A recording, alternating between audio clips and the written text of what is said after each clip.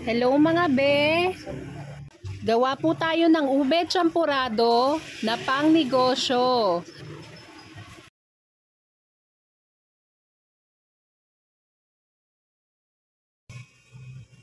Yan, luto na. Pwede na natin tong i-display sa ating tindahan.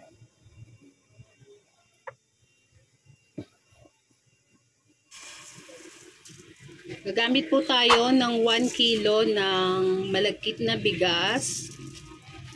Tapos, hugasan po natin ito. 2 o 3 beses po natin itong hugasan.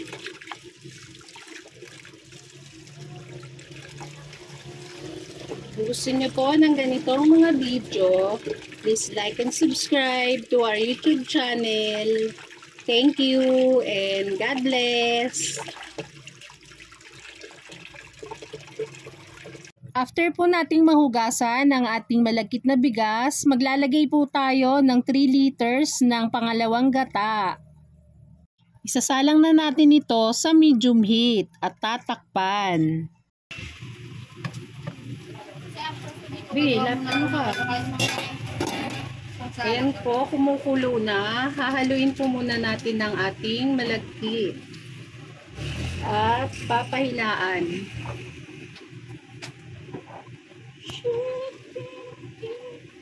Okay. Maglalagay na po tayo ng ube halaya. Hahaluin po muna natin. Maaari po bang maglambing?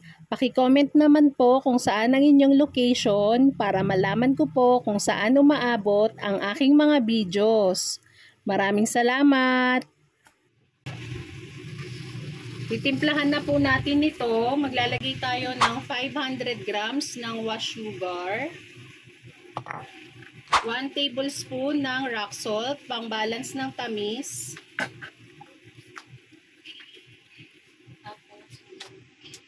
At 1 tablespoon ng food color na violet. Yan, nahaluin lang natin ito.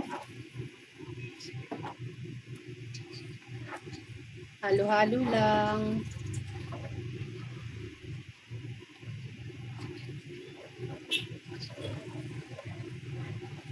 Pwede din naman po, kung ayaw nyo po ng may gata, pwede naman po na evap or condensed milk. Para maging creamy ang ating ube champurado. Maglalagay tayo ng 200 grams ng ube condensed milk. Optional lang naman po ito.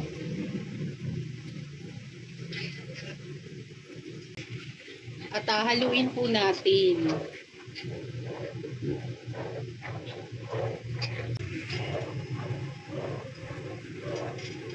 Tapos, since hindi pa ganong luto yung ating malagkit na bigas, tatakpan na lang muna natin.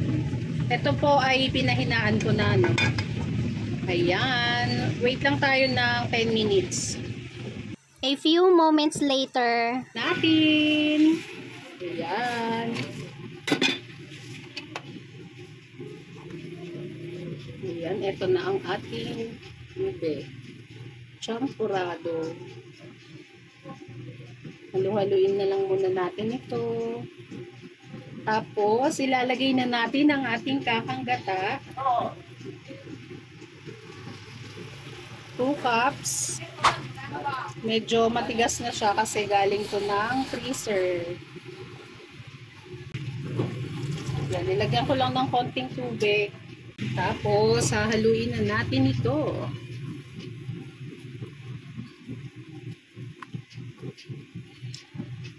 Para creamy yung ating ube champurado.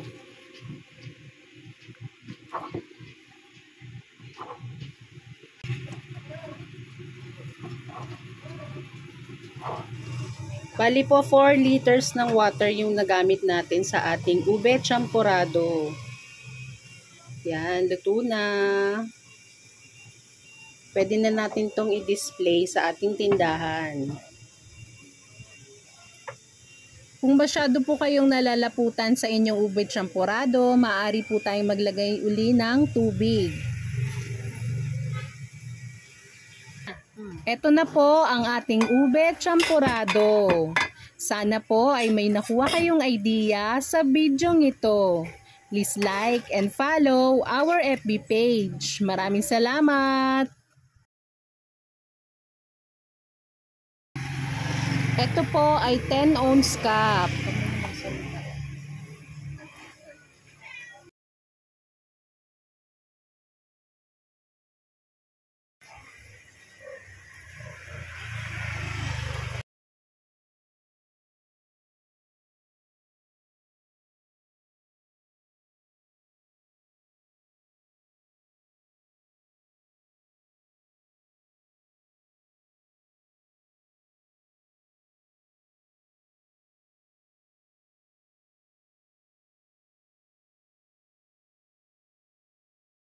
Maglalagay po tayo ng toppings, ang evaporated milk.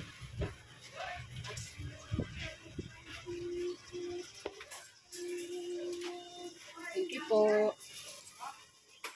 At ang last, ang ating grated cheese.